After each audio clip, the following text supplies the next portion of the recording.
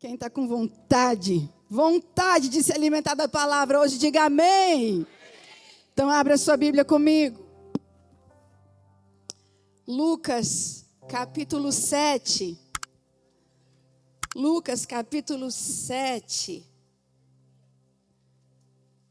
Eu quero iniciar essa manhã te fazendo algumas perguntas. E nós cantamos muito hoje aqui sobre o Rei entre nós. Sobre o Senhor entre nós. Sobre a presença dEle entre nós. E eu não sei vocês, mas quando eu canto sobre o eterno, o perfeito, aquele que se entregou em favor de muitos, estando entre nós, isso me causa um santo temor no coração. Eu nunca vou deixar a Cida passar despercebido a presença dEle entre nós. Não caia nesse erro, nunca caia no erro de achar que um culto é comum. Um culto não é comum. Um culto pode mudar para sempre a tua história. Depende da maneira que você vai entregar esse culto. E o Eterno está sim entre nós, Marcos. Ele veio passear e receber as adorações do povo dele nessa manhã. Ele veio. E quando nós sentimos a presença dele, reconhecemos a presença dele, damos a ele o lugar que é devido unicamente a ele, ele se manifesta. A palavra de Deus vai dizer que Jesus, e olha que ele vinha de uma jornada de muitos milagres, de cura de enfermo, libertando endemoniados. Ele vinha de uma jornada do seu mais longo sermão, mas quando ele chega em Nazaré, pastor Micael, ele foi impedido de fazer milagre. Me lembrem aí onde Jesus nasceu? Uau, o lugar onde Jesus nasceu foi o lugar que menos viu milagre. Por quê? Não é esse o filho do carpinteiro? Não é esse o filho de José? Não é esse o filho de Maria? Descrédito. Aquilo que era infinito, perfeito, que nunca havia cometido pecado, caminhou durante mais de 30 anos entre eles, tinha uma conduta perfeita, mas não era o suficiente para eles reconhecerem a divindade de Deus. E quando ele começou a manifestar a glória de Deus, eles não reconheceram. Que nós nunca caiamos nesse erro. O Eterno está entre nós. O Espírito Santo de Deus se move nesse lugar. Deixa eu te fazer uma pergunta. O que movia Jesus? No teu entendimento, o que movia Jesus, Rodrigo? O que movia Jesus? O que fez com que Deus enviasse o seu Filho unigênito para caminhar entre nós, o Deus perfeito, caminhar entre seres humanos? E todo cristão precisa se fazer essa pergunta. O que movia Jesus? Porque o que movia Jesus tem que nos mover. O que movia Jesus, o que fez Deus enviar o seu Filho caminhar entre nós, é aí que precisa nos mover. O que movia Jesus, eu vou falar mais uma vez, a terceira vez. O que movia Jesus precisa nos mover. 3 anos de ministério, caminhando entre pessoas imperfeitas, críticos, blasfemos, mas ele caminhou entre nós por um propósito. Eu preciso falar para vocês que ele veio multiplicar a essência dele em nós. E eu quero olhar para essa casa, eu quero falar 300, 400 pessoas hoje aqui estarão multiplicando aquilo que Jesus veio fazer durante toda a sua vida entre nós, porque esse é o propósito. Você precisa se fazer essa pergunta e respondê-la e caminhar nessa resposta. Fato é que nós nos identificamos como cristãos, certo? Você é crente? Nós nos identificamos como cristãos. Quando essa palavra surgiu pela primeira vez? Atos 11, 26. Por que eles foram identificados como cristãos? Porque eles começaram a manifestar as características de Jesus. Logo, se nós nos identificamos como cristãos, hoje eu vou ficar doida aqui, viu? Eu estou em menos de 3 horas de sono. Tu vai ficar doido junto comigo, criatura. Em nome de Jesus, Filho de Deus vivo. Amém? Porque se eu ver gente dormindo aqui, eu que estou com menos de 3 horas de sono, se eu ver gente dormindo aqui, eu vou gritar. E tu grita junto comigo aí no teclado, ok? Amém? Pedro tentando fingir que não era um dos. Oh, meu Deus, crente não presta nem para fingir não ser crente. Vão nos descobrir. Não, tu és um deles, tu és. Fala como ele, anda como ele. Não, tu és, eu sei que tu és. Logo, cristão, que vem da palavra cristianos, que significa literalmente aquele que pertence a Cristo, ou seguidor de Cristo, tem que manifestar as características de Cristo. Amém, igreja? Ok pela primeira parte? O que movia Jesus, eu vou te dar 4 pontos hoje. O que movia Jesus era realizar, fazer a vontade de Deus. Repete comigo, fazer a vontade de Deus. Jesus disse em João 4,34, a minha comida é fazer a vontade daquele que me enviou e concluir a sua obra. Porque Pai, Filho e Espírito Santo trabalham juntos. Amém? Logo, primeiro o Pai vem com um plano, estabelece todas as coisas e envia Jesus agora para concluir a obra que ele havia começado. Tudo que Jesus fazia, pregações, curando enfermos, libertando cativos, tudo era para completar a obra que o Pai havia determinado para ele. Primeiro ponto, o que movia Jesus? Fazer a vontade do Pai. Segundo ponto, o que movia Jesus? Amor a Deus e amor às pessoas. Se nós estivermos falhando em algum desses pontos, hoje foi dia de realinhamento, amém? Hoje é ceia e nós estamos celebrando a vida em Cristo. E se nós queremos corretamente celebrar a vida em Cristo, nós precisamos primeiro saber o que é ser cristão. Ser cristão é ser a cópia de Jesus, é literalmente ser o Deus encarnado ainda hoje caminhando na terra. E para nós sermos o Cristo hoje encarnado caminhando na terra, carregarmos a essência dele, nós precisamos saber o que movia o nosso mestre. Fazer a vontade do Pai. Segundo, amor a Deus e amor a pessoas. Jesus era atraído às necessidades das pessoas.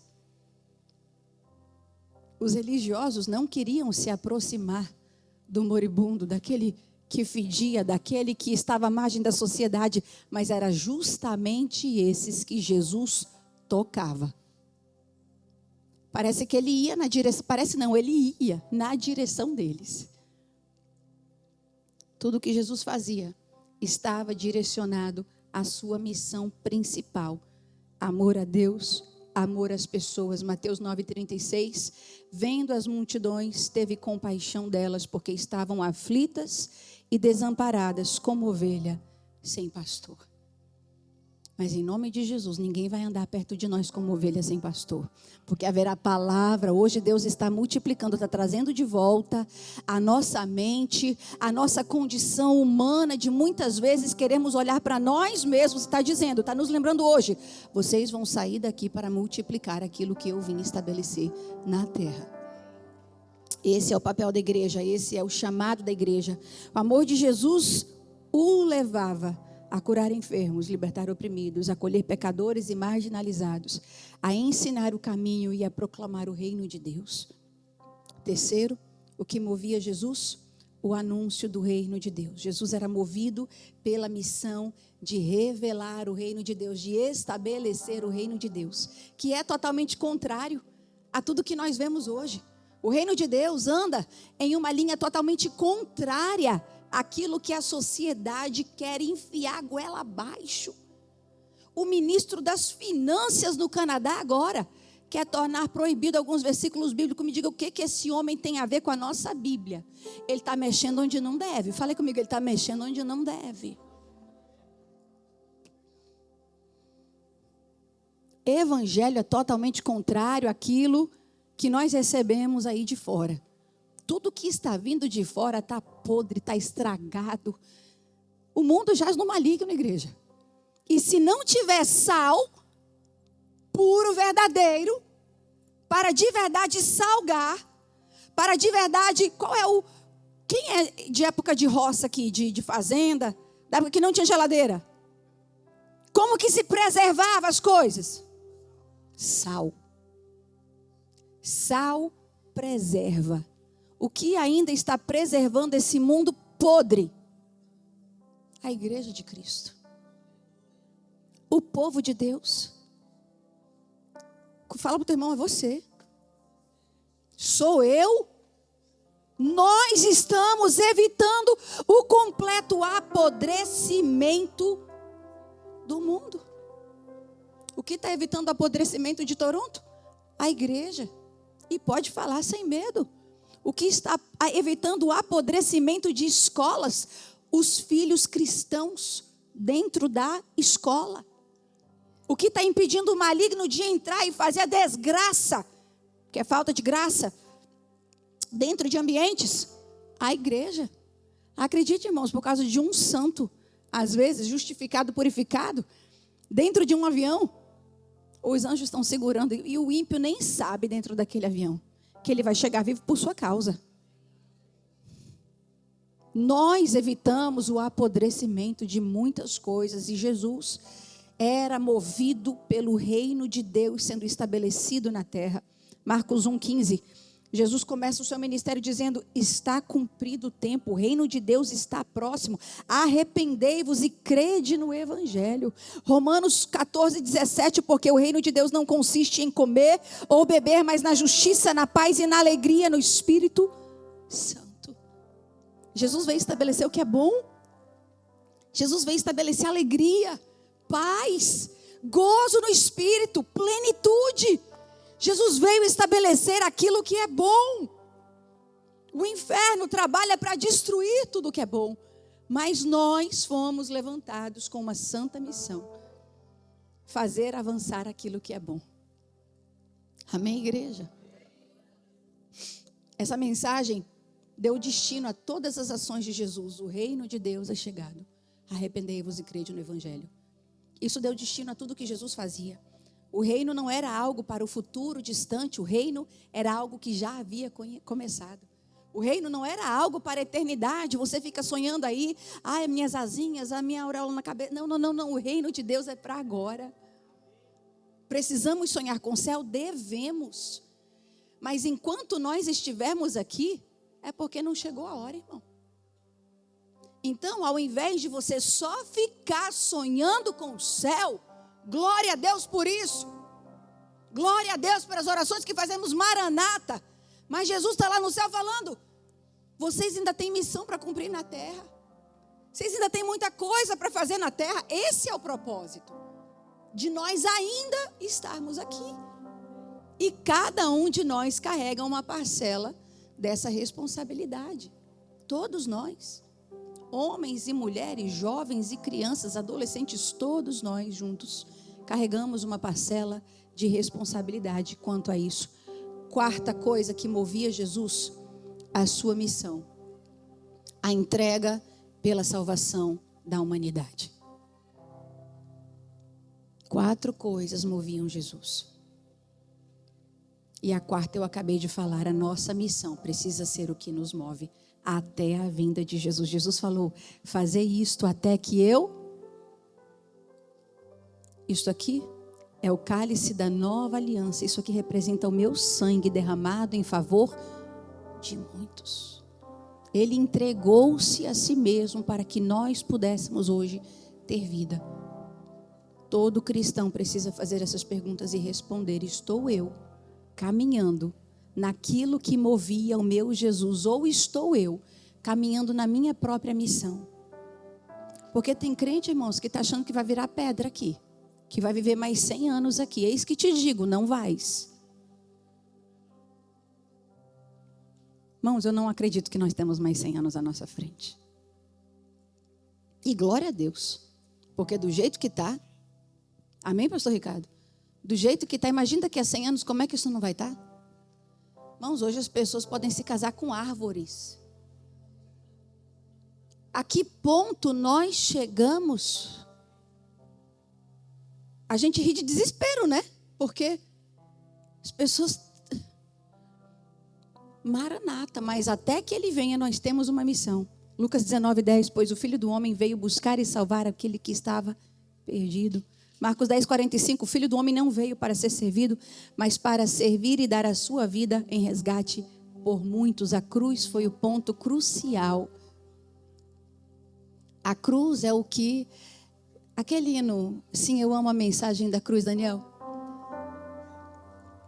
Cadê a Radassa? Dá o microfone na mão dessa cantora. Em nome de Jesus. Até morrer, Radassa, canta. Até morrer, eu a vou proclamar. Levarei eu também minha cruz. É verdade, Jesus. Até por uma coroa trocar. Sim, eu amo. Sim, eu amo a mensagem da cruz. Até morrer, eu a vou proclamar. Senhor, que essa seja a verdade do nosso coração. Levarei eu também minha cruz, até por uma coroa trocar.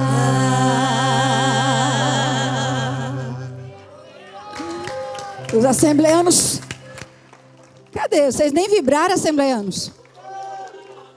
Tem gente que nem sabe aqui que é assembleano. Eis que te digo, és assembleano. Você está dentro de uma assembleia. Amém? Temos uma missão. O que movia Jesus precisa nos mover. E o evangelho custa, irmãos. Se o evangelho que você está vivendo não te custa nada, não é evangelho que você está vivendo.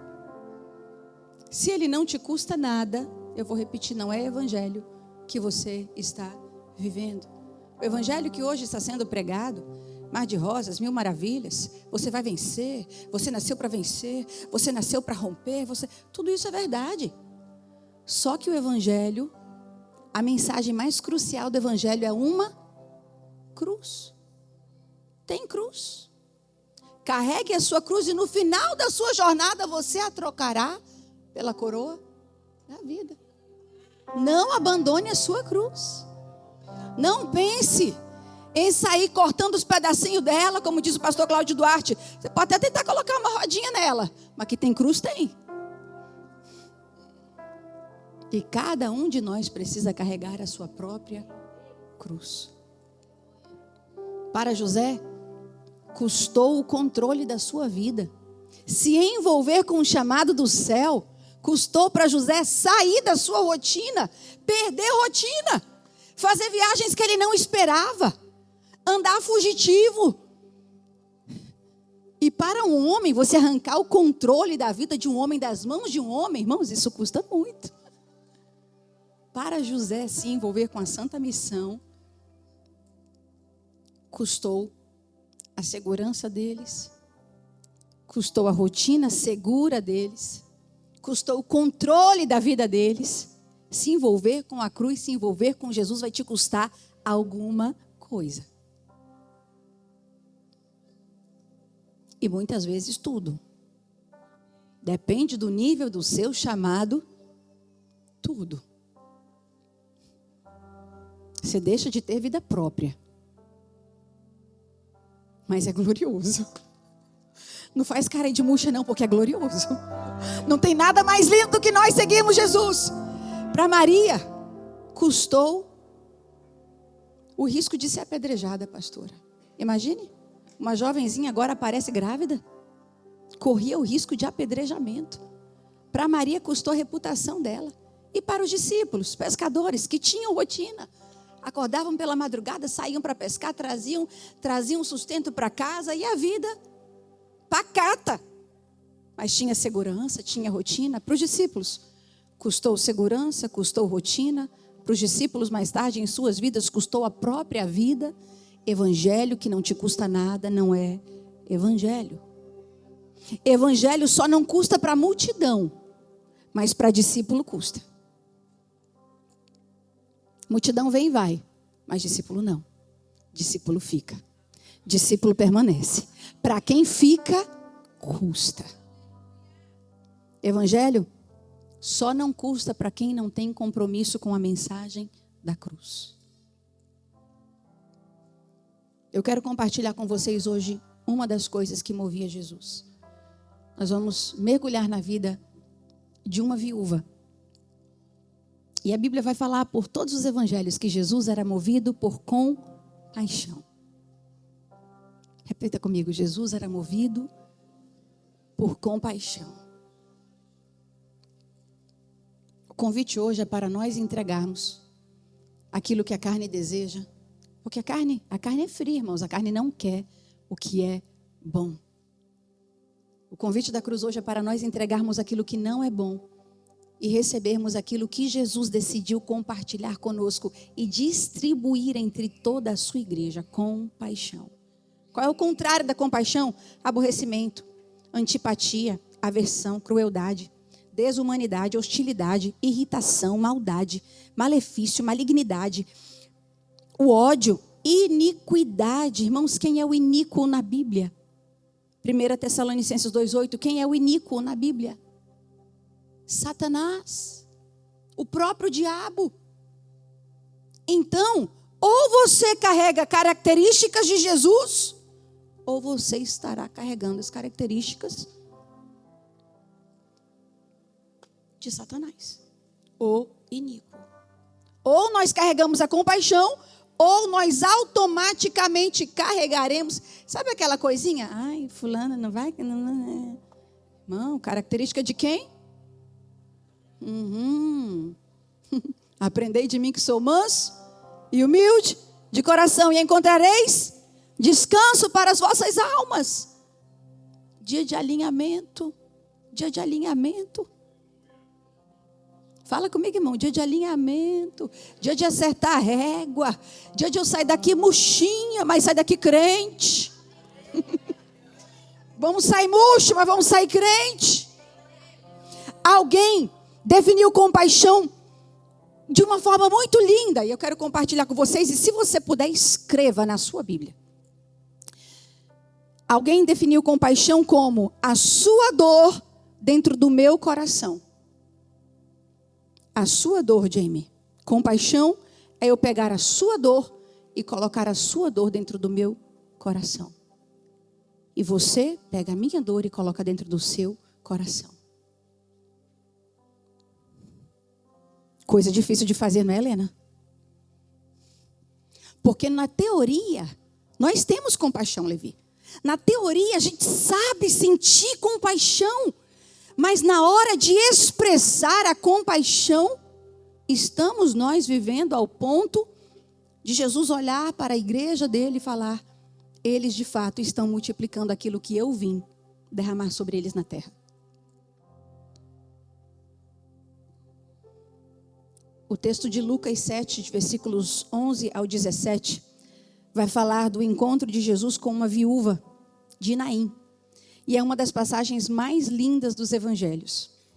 E revela com clareza aquilo que realmente movia Jesus. Pouco depois, Jesus foi para a cidade, versículo 7, Lucas 7, 11. Pouco depois, Jesus foi para uma cidade chamada Naim. E os seus discípulos e numerosa multidão iam com ele. Ao aproximar-se do portão da cidade, eis que saía o enterro do filho único de uma viúva, e grande multidão da cidade ia com ela. Ao vê-la, o Senhor se compadeceu dela e lhe disse: não chore. Chegando-se, tocou no caixão, algumas versões no esquife, e os que estavam carregando pararam. Fala comigo, quando ele toca, tem que parar. Quando ele toca, funeral é encerrado. Quando ele toca, o pranto se torna em alegria. Ou você veio para um ambiente hoje que Jesus toca. E quando ele toca, ele não se torna imundo. Ele arranca, ele extrai a impureza. Ele arranca aquilo que não tinha mais vida. 14. Chegando-se, tocou no caixão, e os que estavam carregando pararam. Então Jesus disse: jovem, eu ordeno a você, levante-se. E o que estava morto sentou-se e passou a falar. E Jesus o restituiu à sua mãe. E todos ficaram possuídos de temor e glorificavam a Deus, dizendo: grande profeta se levantou entre nós. Deus visitou o seu povo. E esta notícia a respeito de Jesus se espalhou por toda a Judéia e por toda aquela região. Versículo 11 começa: pouco depois do quê? Pouco depois de Jesus se entregar no mais longo sermão da sua vida, libertar endemoniado, dar vida àqueles que estavam à margem do caminho, doentes, enfermos. Jesus vinha de uma jornada que não tinha pausa. Naim fica a cerca de 40 quilômetros de onde Jesus estava. E Lucas não vai dar relato algum de que alguém foi enviado, como foi no caso de Lázaro. Ninguém foi enviado para chamar Jesus, mas Jesus decide ir a Naim. Eu não sei se vocês estão entendendo. Tem hora que ninguém precisa nem chamar ele, diva. Dependendo do teu estado, dependendo do nosso estado, eu não sei se você já viveu isso de não ter forças para orar.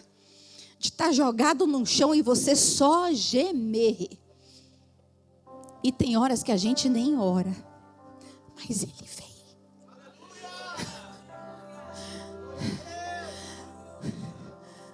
Essa é a bondade do Senhor.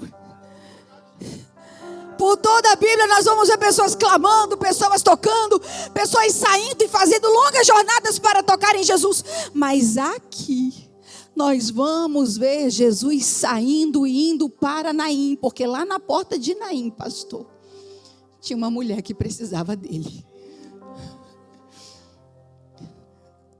Talvez não foi enviado ninguém para chamar Jesus, porque talvez aos olhos da humanidade, do povo daquela cidade, não adiantava mais. Fala comigo, não adiantava mais. Estava morto. Mas hoje eu vim pregar para pessoas que estão no fundo, podem nem falar, mas no fundo estão pensando: eu não vou mais aplicar energia nisso porque não tem mais jeito.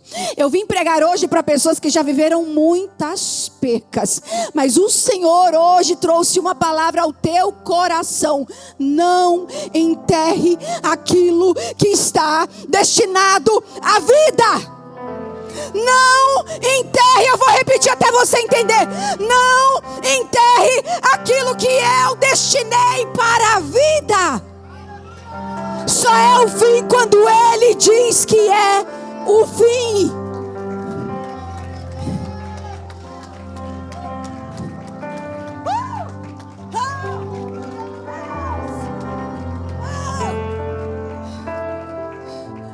Esses dias eu fui na gaveta.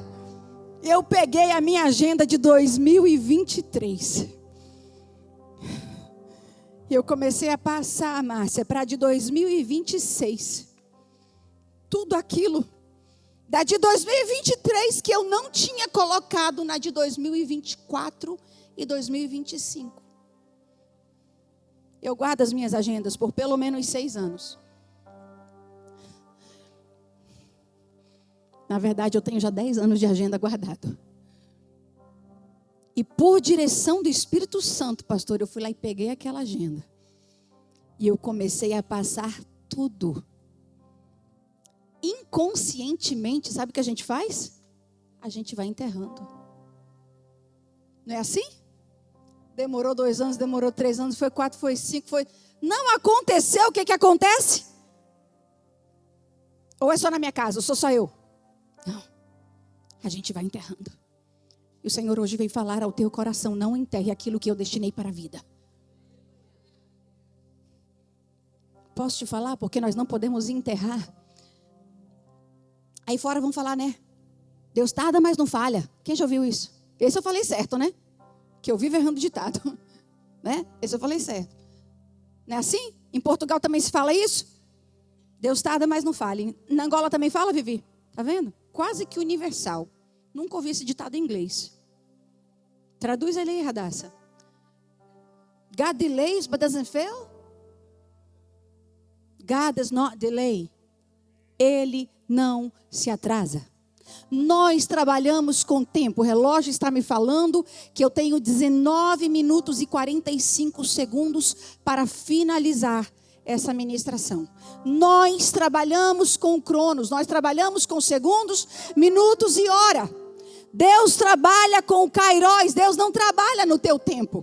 E às vezes nós queremos encaixar o Deus, o divino, naquilo que é terreno, naquilo que é temporal. Mas o kairos de Deus é o tempo certo e Ele não falha e Ele não se atrasa. Ele vem no momento certo.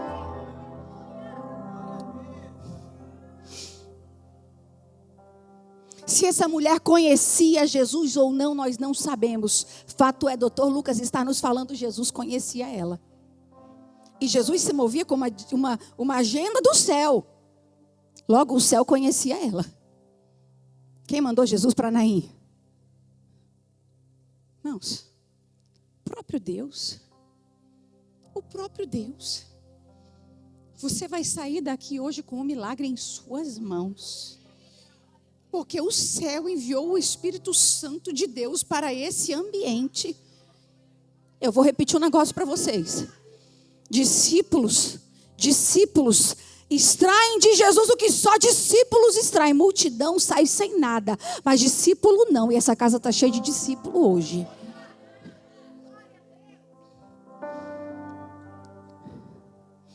O texto de Lucas fala de uma mulher marcada pela dor. E grandes percas, não eram pequenas percas. Porque hoje você ser uma viúva é totalmente diferente do que você ser uma viúva nesses dias. Hoje, a viúva é independente. Ela trabalha, ela tem o seu ganha-pão, ela corre atrás. Irmãos, eu conheço viúvas que têm empresas e são prósperas e são conhecidas e são mulheres relevantes. Nessa época, viúvas não tinham vez. Se o marido morria, o único sustento delas vinha dos filhos. E essa mulher tinha um único filho. E ela estava agora enterrando o seu único e último sonho. Essa mulher estava enterrando a sua última alegria. Ela estava enterrando o que ela tinha de mais precioso. Ela estava enterrando tudo o que ela tinha. Mas o céu deu uma ordem e Jesus foi para Naim. Quando Jesus passa, ele vai mudando tudo. Alguns encontros aconteceram na porta de Naim. O primeiro, Jesus e seus discípulos e uma grande multidão que o seguia, se encontrou com uma outra multidão que seguia um cadáver, que seguia um morto, que seguia em prantos um esquife, um caixão, que seguia a morte. O primeiro encontro. O segundo encontro, 2 filhos únicos. É óbvio que o unigênito do Pai nunca pode ser comparado, mas compreenda comigo só por um momento. O encontro também de 2 filhos únicos. Jesus, o unigênito do Pai, vivo, mas destinado à morte por você e por mim, se encontra agora com um morto, mas segundo Jesus, destinado à vida. Oi, irmãos, eu estou sentindo tanta graça de Deus aqui. O terceiro encontro. Dois inimigos, digamos, mortais: vida e morte. Jesus, cheio de vida, se encontra com a morte, que é... Jesus era o maior inimigo da morte, era e é, porque ele provou para a morte que ela com ele não tinha vez. 3 encontros aconteceram na porta de Naim. Essas multidões, elas continuam vivas hoje. E aí nós precisamos nos fazer essa pergunta: pelos frutos os conhecereis. Que multidão somos nós? Aquela que vive milagre, que vive para propagar as boas novas, para declarar o reino de Deus, ou aquela que está seguindo aquilo que já é morto? Quem somos nós? Um homem morto estava sendo levado por uma multidão. Não era qualquer funeral, se tratava de uma tragédia. Se tratava de um único filho, de toda a esperança, de toda a alegria daquela mulher. E costume judaico era que os mortos fossem enterrados no mesmo dia. O Brasil também é assim, não é? Aqui, irmãos, aqui funeral, 1 semana depois o povo está velando o corpo. Eu acho muito sofrimento. Amor, se eu for antes, eu creio que eu não vou não, irmão. Eu sou candidato ao arrebatamento. Amém? Amém, irmãos? O Max que brinca, ele fala: todo mundo sonha com o céu, mas na hora que fala em morte. A verdade é que nós amamos a vida porque a vida é boa. Jesus disse: eu vim para que vocês tenham vida e a tenham em abundância. A vida foi projetada para ser maravilhoso.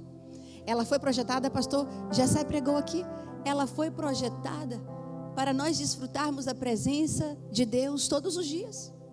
Ela foi projetada para ser maravilhosa. E muitas vezes, se nós não estamos usufruindo daquilo que é maravilhoso, é porque falta o maravilhoso. Porque quando Ele está lá, até no olho do furacão você tem paz. Até em meio às lutas você consegue desfrutar do cuidado e do amor e da bondade de Deus. Até no dia de choro você consegue sentir o aconchego da presença de Deus na tua casa. Essa madrugada, irmãos, eu falei que eu estou com entre 2 a 3 horas de sono, não sei ao certo aqui. Mas essa madrugada, o Senhor começou a me acordar e eu tive muitos sonhos. Deus fala muito comigo por meio de sonhos. Mas foi um atrás do outro. E eu não conseguia dormir. E um deles eu tive que levantar e fui para o joelho e fui clamar e comecei a orar por pessoas e pessoas e pessoas. E fui falando o nome de uma por uma, de todas aquelas pessoas que vinham até mim. E hoje eu creio que Deus vai libertar do vício do cigarro aqui. Diga amém. O meu clamor essa madrugada foi esse. Por quê? O Senhor me acordou com uma das mulheres chorando na minha frente. E foi isso que aconteceu de fato. Só que o Senhor me trouxe de volta em sonho. Ela falando para mim: pastora, me ajude, eu quero parar de fumar. E o meu clamor essa madrugada foi esse. E aí quando eu acordei, irmãos, que eu fui pegar o telefone, enquanto eu estava clamando por pessoas aqui, tinham outras pessoas clamando por mim. O reino de Deus é maravilhoso. O reino de Deus é glorioso. Enquanto você se levanta para lutar guerras de outras pessoas, Deus levanta outros para lutar as tuas guerras. Porque quando Jesus distribui a compaixão, é isso que acontece. E Ele está distribuindo hoje aqui. E Ele está distribuindo hoje aqui. Quando Jesus chega, Ele não negocia com a morte. Vinha aquele povo todo chorando, em prantos, tristeza, dor. E Ele dá uma ordem à dor: pare. Quando a mulher do fluxo de sangue tocou em Jesus, ela nem pediu. Ela interrompeu uma outra história. Jesus estava a caminho da casa de Jairo. E ela interrompeu aquela história para falar assim: eu não vou esperar. Ele está perto de mim, eu vou tocar. E foi a primeira vez que alguém tocou, extraiu, pegou e não foi considerado roubo. Você está entendendo? Tem hora que a gente toca e não é considerado roubo. E Jesus falou: e de mim saiu virtude. De mim saiu, porque o toque de Jesus limpa. O toque de Jesus purifica. Na hora ela sentiu que estancou, parou. A perca de vida, a perca de sangue, parou. E Jesus para tudo. Porque a intenção de Jesus não era só curar ela. A intenção de Jesus era falar para ela que ela tinha, a partir daquele momento, uma nova história a viver. E Jesus para tudo. Ele diga: oh, para, alguém me tocou. Mestre, é impossível alguém não te tocar. Uma multidão te cerca. Os discípulos falaram. E Jesus fala: não, mas foi diferente. Alguém me tocou de forma diferente. Isso é chave para você hoje. Alguém me tocou de forma diferente. Eu senti que de mim saiu virtude, de mim saiu poder. E aquela mulher acabara de inaugurar a graça, porque Jesus chamou ela de filha. Irmãos, nós só iríamos ser considerados filhos após a crucificação.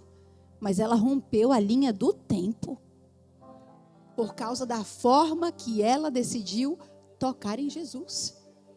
Quando eu te falo que o culto não depende de mim, não depende de nada, que depende de você, é disso que eu estou falando. Jesus agora segue para Naim, se encontra com aquela mulher, versículo 2 agora, versículo 13. E vendo-a, o Senhor moveu-se de íntima compaixão por ela e lhe disse: não chores. Ele te vê. Ele te vê da mesma forma que ele viu aquela viúva. Ele te vê da mesma forma que ele viu Agar. Ele te viu no deserto. Ele te vê da mesma forma que ele viu Daniel na cova dos leões. Ele te vê da mesma forma que ele viu José sendo injustiçado dentro daquela prisão. Ele te vê. Pastor, e por que ele não está fazendo nada? Mas Jesus está chegando. Jesus está chegando. Tem vitória chegando na tua casa. Se ele chegasse antes, seria considerado milagre? Não. Mas dependendo do tempo que Jesus chega, é considerado milagre. Por que Jesus já chegou no fim do dia? Meu Deus do céu! Com Maria e Marta, por que ele chegou 3 dias depois? Por que ele não foi antes? Porque se ele tivesse ido antes, não teria sido.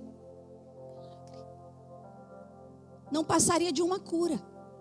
E para que haja ressurreição é necessário antes haver morte. Para que haja cura é necessário antes haver enfermidade. Para que haja alegria é necessário antes haver tristeza. E eu creio que hoje histórias vão mudar, chaves vão virar, necessidades serão transformadas em testemunhos. Porque Jesus, ele não é desses que só chega e fala: pare de chorar. Irmãos, as carpideiras iam na frente em prantos, gritando, chorando, porque era costume do judeu pagar as carpideiras para irem na frente, gritando, fazendo, reconhecendo que alguém tinha morrido, reconhecendo a perca.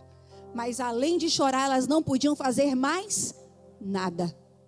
Os músicos até iam tocando, mas além de tocar, eles não podiam fazer mais. A multidão até ia com ela, mas além de caminhar com ela, eles não podiam fazer mais. Mas aí chegou alguém Aí chegou alguém daí, que quando ele fala para você parar de chorar, é porque ele já tem o milagre nas mãos para entregar. Eu bem sei que pensamentos tenho a vosso respeito, diz o Senhor, e são pensamentos de paz, para te dar o fim que você espera. Desenterra, porque Deus não te mandou enterrar aquilo que estava destinado à vida. Nem que você tenha que fazer igual eu, ir lá nas agendas e dá uma olhadinha, o que foi que eu enterrei, que Jesus tinha destinado para a vida. Não é porque não chegou a hora que você tem o direito de enterrar. Irmãos, no final do mês, Max e eu estaremos vivendo a realização de um sonho que eu tive há mais de 10, 20 anos atrás. Sempre foi o meu sonho ir a Israel. E posso falar um negócio para vocês? Não era falta de dinheiro. Mas sabe aquela viagem que você sabe que é uma viagem onde você vai andar muito, não tem descanso, é cansativo? Então acabava que a viagem nunca acontecia. Por quê? Porque quando tinha uma pausa para parar, geralmente é só de uma semana, e as viagens para lá são mais longas, de 10 a 12 dias. E quando nós tínhamos uma pausa para parar, era sempre visando, precisamos descansar. E acabava no mesmo lugar sempre. Só que nenhum dos lugares que eu fui a vida inteira eram o sonho profundo do meu coração. Israel sempre foi o sonho profundo do meu coração. Só que eu tinha enterrado. Eu nem colocava mais na agenda. Porque eu imaginava, quando é que eu vou ter de 10 a 12 dias para passar esse tempo todo em Israel? Inconscientemente eu havia... Fala comigo, irmão. Eu havia enterrado. Até que o irmão na igreja teve um sonho comigo, alguns anos atrás, 9 anos atrás. Ele disse, pastora, eu te vi chegando em Israel. E quando você descia de um ônibus, era um ônibus, pastora, porque era um carro mais alto. Quando você descia daquele ônibus, eu não sei lhe falar se eram anjos, se eram autoridades, mas era gente grande que te recebia em Israel. Ouvi o sonho, me alegrei, guardei e enterrei. Quem que falou aí, enterrou? E enterrei, foi isso que eu fiz. Era bom demais para eu achar que ia se realizar. Anjo me recebendo, gente grande me recebendo em Israel. Tá difícil de eu ir, quanto mais você recebe. Dá um Kleenex, por favor, que eu estou suada aqui. O que aconteceu? Enterrei inconscientemente. Obrigada, Diego. Inconscientemente, enterrei. O tempo não havia chegado. Eu programei no meu tempo. O Kairos de Deus ainda estava trabalhando. O que vai acontecer no final do mês? Estamos indo para Israel. Não porque nós compramos. Espera que você vai dar glória junto comigo, que eu vou te contar completo. Estamos indo para Israel. Tudo coberto pelo consulado israelense de Toronto. Calma, segura. Passagens, hotel, estadia, tudo coberto pelo consulado israelense de Toronto. Agora você pode dar glória?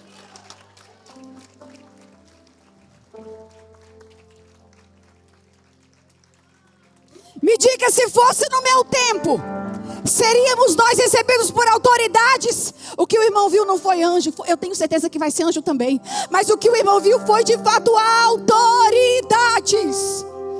E nós não estaremos chegando em Israel como cidadãos canadenses.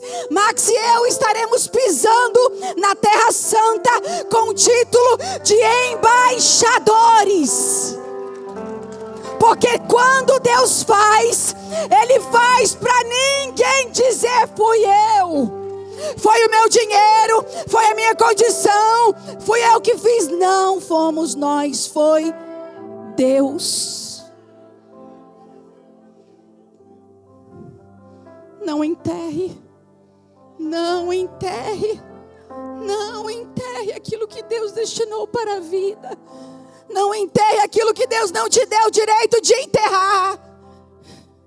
Continue crendo. A palavra de Deus para a tua vida hoje é: a sua função é não parar de caminhar. Fala para o teu irmão, caminha. Caminha, vai gemendo, vai chorando. Pastora, estou com medo, vai com medo mesmo. Não estou mais conseguindo, pastora, vai rolando. Dá teu jeito, tu não é quadrado, vai do jeito que der para ir, mas vai. Vai e não enterre aquilo que Deus destinou para a vida. Não enterre, não enterre. Passa de uma agenda para outra se preciso for. E não passa com tristeza não. A próxima vez que você passar, porque eu passava antes com tristeza. Dessa vez eu passei com muita alegria, Cida. Eu fui transferindo tudo com muita alegria, entendendo, Pai, não é no meu tempo, é no teu tempo. Não é no meu tempo, e fui escrevendo tudo de novo. A Tânia que diga, né, Tânia? Não é no meu tempo, Senhor, é no teu tempo. E está aí Cleudimar hoje. Não é no meu tempo, é no teu tempo. Acabou meu tempo, eu tenho 3 pontos ainda. Vocês ficam comigo? Jesus se envolve. E chegando, tocou no esquife. E os que levaram o esquife pararam e disse: jovem, a ti te digo, levanta-te. E o que fora defunto assentou-se e começou a falar. Primeiro Jesus fala com ela, depois ele toca no problema dela. Jesus está falando contigo, mas ele hoje também vai tocar no teu problema. Números 19:11 vai falar que aquilo que tocar, todo aquele que tocar em cadáver, todo aquele que tocar em algo morto ou alguém morto ficaria impuro por 7 dias. Mas no caso de Jesus, nada o torna impuro. Ele toca e ele extrai o que era impuro. Ele tira o que era impuro. Ele torna limpo aquilo que era sujo. Porque Jesus se envolve. O toque de Jesus transforma o luto em alegria, a tristeza em riso. O toque de Jesus muda histórias. Rodrigo, semana passada chegou aqui, pastora, ore por mim, porque eu não gostaria de fazer essa cirurgia. Os exames serão feitos na próxima semana. Eu não gostaria, pastora, de fazer a cirurgia. Aí ele me liga no dia seguinte: pastora, os exames foram feitos e eu não vou precisar fazer a cirurgia. Sabe o que acontece, irmãos? A gente às vezes perde a oportunidade de crer. Por que ele veio pedir oração? Porque ele creu que aquela oração mudaria o outcome, a decisão do dia seguinte. Ele creu e mudou. Jesus deu ordem ao menino. Observe que ele não falou defunto, morto, levante-se. Jesus enxerga você, não a sua condição. Ele te conhece pelo nome, não a tua condição de pecador. Eu vou repetir. Jesus te conhece pelo teu nome e não por sua condição. A sua condição é temporária, mas Ele sabe o que Ele tem projetado para a tua vida. E é vida. Quem veio para trazer morte foi o inferno. Ele disse: eu vim para trazer vida e vida em... Eu sou o caminho, a verdade e a vida. Ele é vida. E Jesus sabe que para a multidão não passava de mais um velório, mas para aquela mulher, ele era tudo. Logo, aquele menino é devolvido à vida e Jesus o entrega à sua... Para quem que Jesus entrega? À sua mãe. Jesus não entregou o menino para a multidão. Jesus entregou o menino à sua mãe. E para mim é o versículo mais lindo, mais lindo. Quer dizer, eu não sei qual que é mais lindo, que Jesus viu ela, que Jesus tocou nela, que Jesus, não sei o que é mais lindo, mas esse aqui tem tanta ternura. E o entregou à sua mãe. Aquilo que um dia te fez chorar, o Senhor Jesus entregará em tuas mãos. Eu creio. Eu creio, eu creio. A multidão viu o milagre, mas quem levou o milagre para casa? Foi ela. A multidão muitas vezes vai ver o milagre, mas quem vai levar para casa é quem está chorando, é quem está no caminho do milagre, é quem decidiu ir caminhando apesar da dor. Jesus entrega a vida e quem entrega a morte é o inferno. É por isso que nós decidimos por seguir Jesus, custe o que custar. Caminhando para a conclusão, eu vim te falar hoje: não chore, porque não é o fim. Você crê nessa palavra? Não chore, não é o fim. Deus está trabalhando. Salmo 68:5 diz que Ele é o pai dos órfãos e juiz das viúvas. Ele é Deus em sua santa morada. E Deus faz com que o solitário more em família. Ele liberta os cativos e lhes dá prosperidade. Eu creio que Ele vai fazer isso hoje de manhã aqui. Ele liberta os cativos, seja lá qual for o mal te aprisionando. Ele liberta os cativos e lhes dá prosperidade. Eu vou repetir. Ele liberta os cativos e lhes dá prosperidade. Só os rebeldes habitam em terra estéril. Se houver humildade hoje, Jesus vai tocar na tua vida e na tua situação e na tua circunstância. Jairo, quando foi ao encontro de Jesus, ele foi com humildade. Era o maior da sinagoga, era príncipe na sinagoga, mas quando ele foi com humildade. Ele chegou diante de Jesus e ele se prostrou. Enquanto ele está prostrado pedindo a Jesus que vá à casa dele, chega alguém, porque sempre vai ter um estraga prazer, estraga alegria, estraga sonho. Deixa eu enterrar logo o teu sonho, já que você não está tendo coragem para enterrar. E você vai ter que mandar algumas pessoas embora. Você vai ter que fazer calar algumas pessoas. Todo enterra sonho vai ter que ser silenciado na sua vida. E chega um e fala: não incomode o mestre, a menina já morreu. Sabe o que Jesus faz? Com estraga sonho, com gente que gosta de enterrar sonho. Jesus respondeu? Nem respondeu. O que a gente faz com estraga sonho, enterra sonho? Nós os ignoramos. É isso mesmo que você ouviu. Estou seguindo os passos do meu mestre. Nem ouvi. Estou indo para Israel. E o consulado está pagando tudo.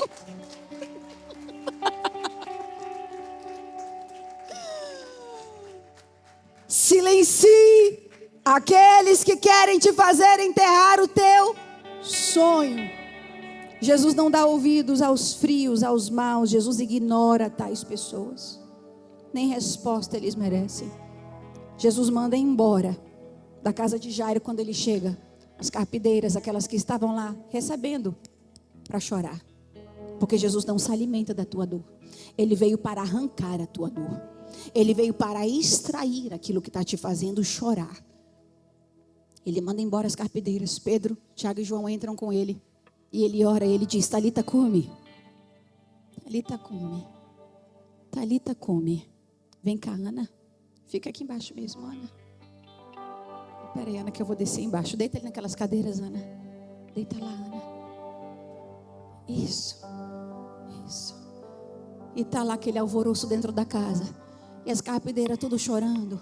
E agora ele chega e ele diz: calma, a menina não está morta, ela dorme. E o povo começa a rir. E sabe o que ele faz com críticos? Pergunta para o teu irmão o que ele faz com críticos. Ele manda embora. Mandou sair todo mundo. Está rindo? Pensa que não vai voltar a viver? Pensa que não vai voltar a ter alegria nessa casa? Mandou sair os críticos. Lá na frente ele mandou uma mensagem silenciosa. Nem deu resposta para aqueles que enterravam sonhos. Na casa de Jairo, ele mandou sair os críticos, porque às vezes as nossas atitudes vão ter que ser mais fortes. Vai ter que ter mais firmeza, você está entendendo? Você vai ter que aplicar mais firmeza. Tem gente frequentando a tua casa que você vai ter que falar assim: não tem cafezinho hoje não. Que dia vai ser o churrasco? Não vai sair. Mas que dia que a gente vai sair para... Não vai ter, não tem janta, não tem nada, não tem... Mas o que está acontecendo contigo? Calma, Ana, tu ressuscitou antes da hora, Ana. Menina, que menina apressada, Talita cumi. Aí Jesus chega, diz: Talita cumi, levante-se. E a menina... E a vida foi devolvida àquela casa. Porque é assim que Jesus faz.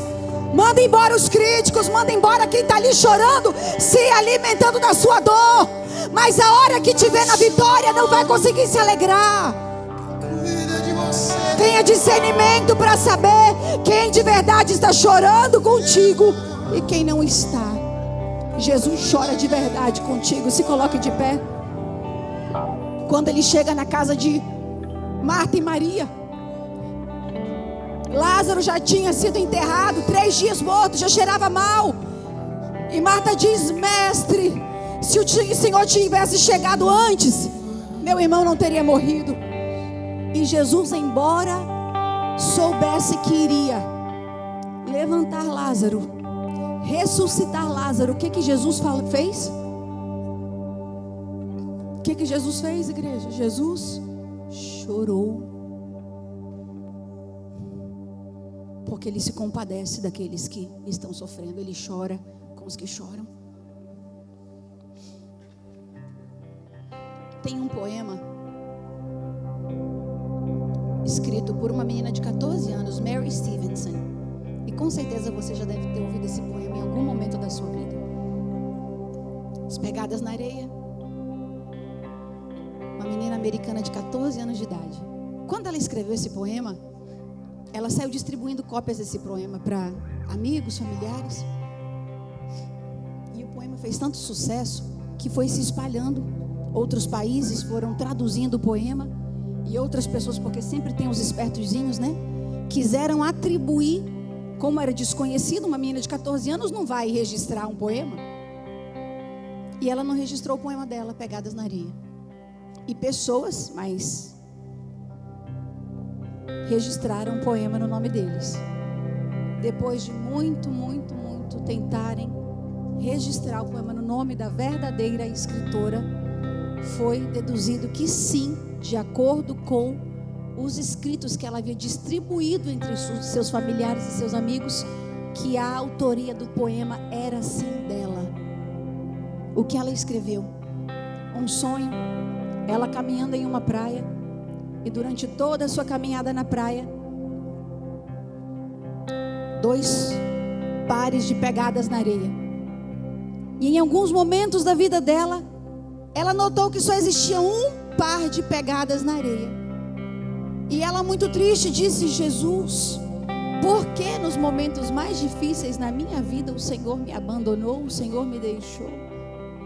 E ele respondeu: filha, onde você só está vendo um par de pegadas na areia, eu te carreguei.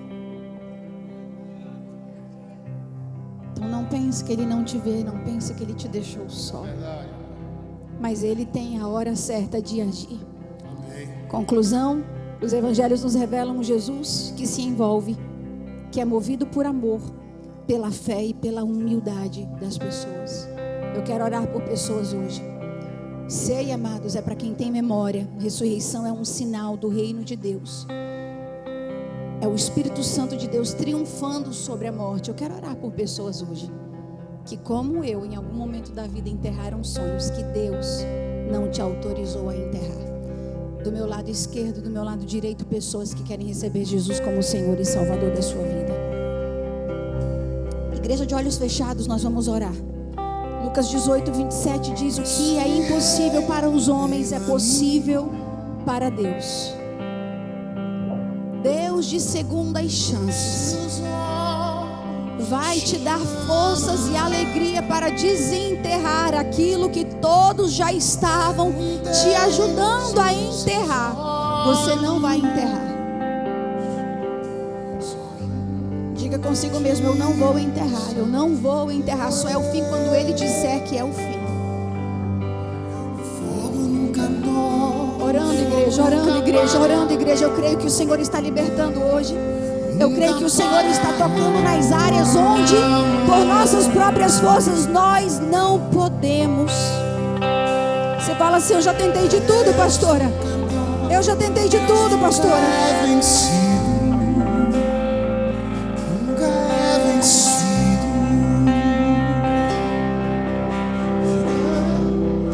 Intercessores, estejam aqui orando por eles.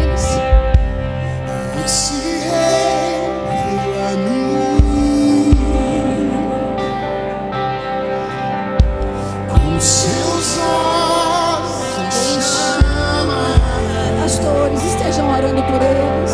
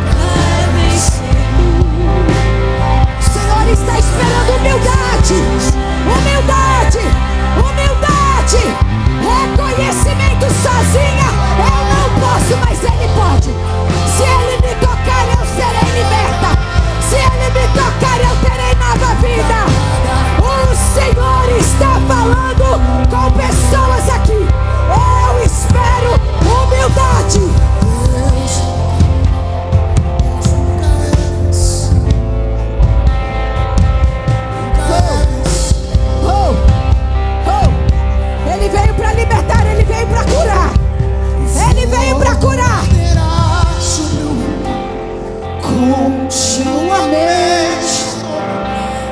Não se apagará. Só vai sair do mesmo jeito hoje se Não se quiser. apagará. Só vai sair do mesmo jeito hoje se quiser. Falo com muito temor no meu coração.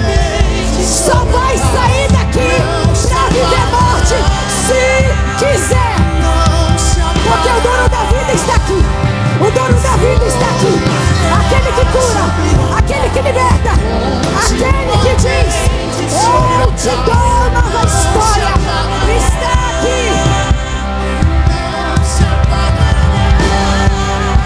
O fogo arderá sobre o altar, continuamente sobre a paz. Não se apagará. Não se Pai, Pai, apagará. Floreira Pai, que não há fruto na vida. a tua mensagem foi entregue com muito temor no meu coração, sentindo o impacto da tua glória aqui. Nós queremos declarar que fizemos tudo aquilo que estava ao nosso alcance. Tudo aquilo que estava ao nosso alcance. Fizemos, Pai.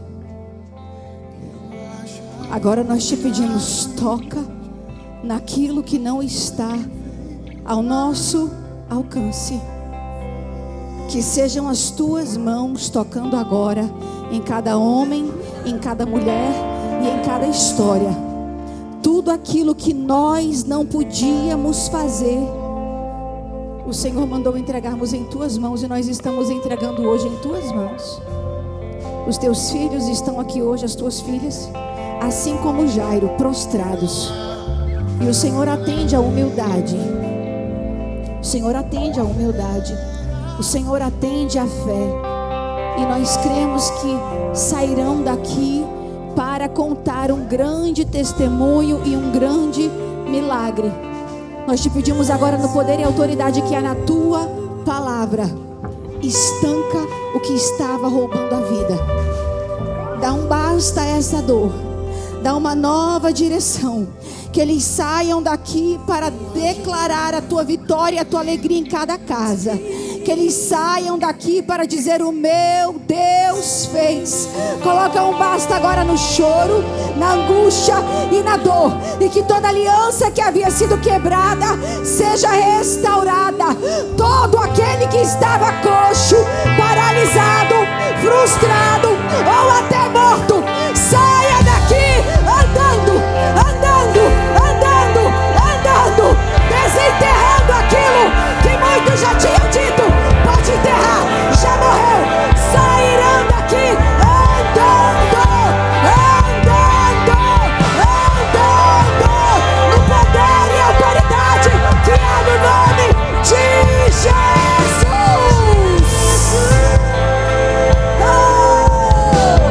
Se levante, se levante.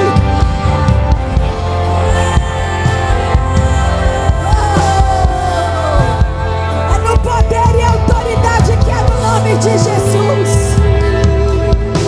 Tudo aquilo que estava paralisado volta a andar.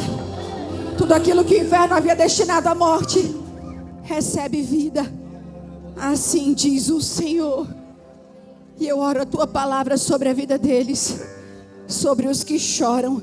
Uma coroa em vez de cinzas, óleo de alegria em vez de pranto, manto de louvor em vez de espírito angustiado.